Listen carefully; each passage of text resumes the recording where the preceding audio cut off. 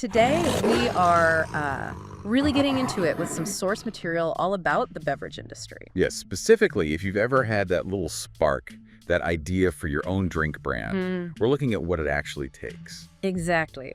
We've got these interesting excerpts, some relating to a company, SWorx Bottling, and they seem aimed at, well, demystifying the whole thing. Right, pulling back the curtain a bit. So our mission here is to unpack all this, cut through the jargon and pull out the key things you need to know if you've ever been staring at a shelf of drinks thinking, hey, I could do better than that.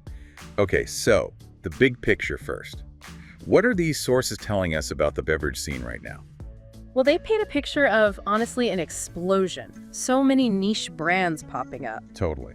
It's not just the old guard anymore. You see it everywhere, right? The health drinks, the energy stuff, adaptogens, CBD drinks, kombucha. It's really diversified. And a key thing the sources highlight is how low volume, fast-to-market production has changed the game. That seems critical. Yeah, it really lowers the barrier. You don't need that massive upfront factory investment anymore. It levels the playing field quite a bit. Which, directly leads to what one source calls the solopreneur beverage mogul. It makes it seem possible for an individual, maybe someone listening right now, to actually jump in. It does. And the core message that keeps coming up is pretty empowering, I think. It's like, you need a plan, a partner, and a path. Right. It reframes it. Takes it from this huge, scary thing to something actionable. But, okay, let's get real, because the sources definitely do. They don't sugarcoat it. They lay out like 5 major pain points, the big hurdles, basically. Yeah, the things you will bump up against if you try this. So good, are they? Okay, first up, formulation and sourcing. Getting that recipe perfect, making sure it's stable, finding suppliers you can rely on.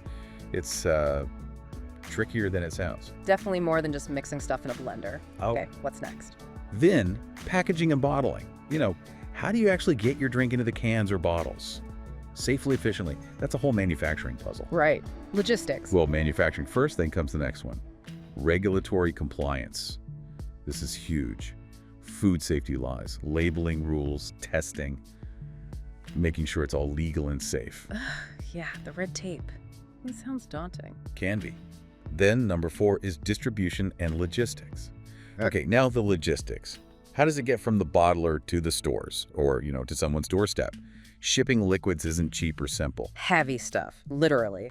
And the last one. Branding and market fit. Does it look good? Does it stand out?